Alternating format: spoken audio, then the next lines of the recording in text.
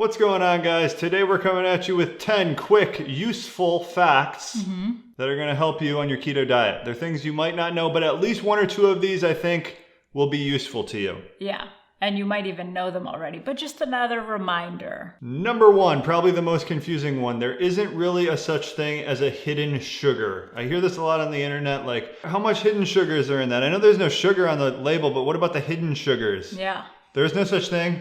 All sugars are listed on the label unless it's below 0.5 grams. Okay.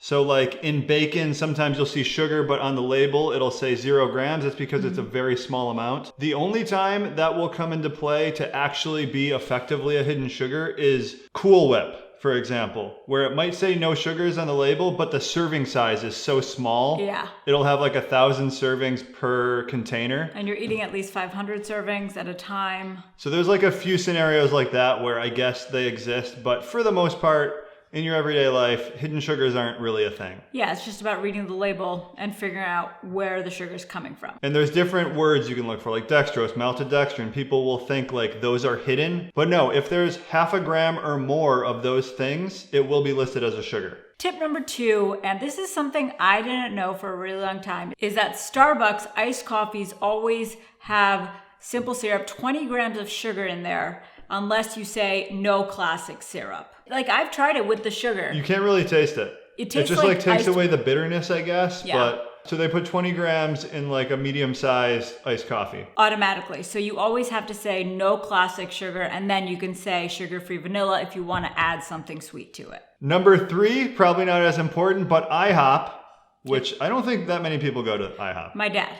Your dad. I've been there like a couple times. Oh, I used to go there all the time. They put pancake batter in their omelets. Hold the pancake batter. Yeah. You can just get like fried eggs though or something. Yeah. I don't know if they'll even make it for you without. I wonder if you could ask. But it's about 10 to 15 grams of carbs from the pancake batter per omelet. Yeah, it's a lot. I just did some deductive math off of their website, Nutrition. Number 4, the way nutrition labels show carbs in the US versus the EU, European Union. They both have different standards. So when the US has total carbs on a label, that includes the fiber. Fiber is included as a carb in the US, so that you can therefore subtract fiber to get to net carbs. In the EU, the total carbs line is already net carbs.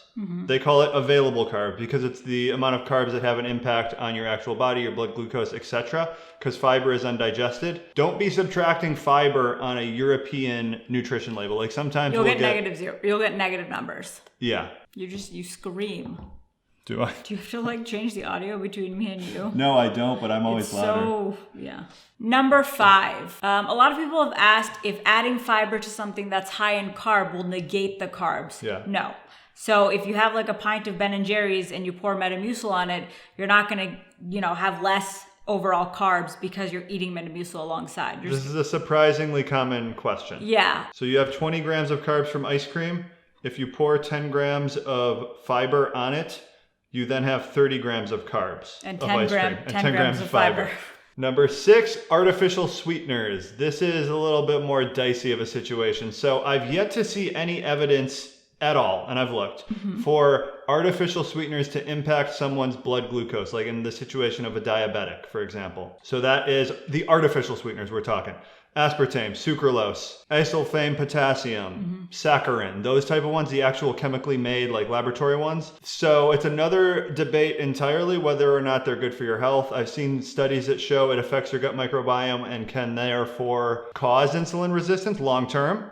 That's a study that's out there. Right. But as far as just like drinking a Diet Coke, it raising your blood glucose, I've never seen evidence of that. It's fine for keto. Is it good for your health? That's another debate, obviously. Right. I don't even think it's a debate. It's not good for your health. Tip number 7. Buffalo Wild Wings uses beef tallow for frying their wings. The only place that we know of that does that. So like I've looked and there's not really any others. But what I do think is happening is there's starting to be a lot of allergies to certain things. Obviously, like peanuts are a big one. No one really uses peanut oil for frying anymore. Oh, okay. So I could see the same thing happening with a lot of the vegetable oils. Maybe we'll get back to using more places just having like beef tallow like Buffalo Wild Wings does, because 0 people essentially are allergic to beef tallow. Right. So maybe down the road we'll have more, but for now, the only like nationwide chain in the US that uses animal fats for for cooking that I know of is Buffalo Wild Wings. Number 8, there's some situations that confuse people where the same product will have 2 differing nutrition labels by different brands. So peanut butter, nut butters are a big one. Heavy cream is another one. Sometimes you'll get heavy cream from one company that says it's 1 gram of carb per tablespoon, and sometimes you'll get one that says 0 grams of carbs. They're the same product, so they're the same amount of carbs. One is just rounding up, one is rounding down.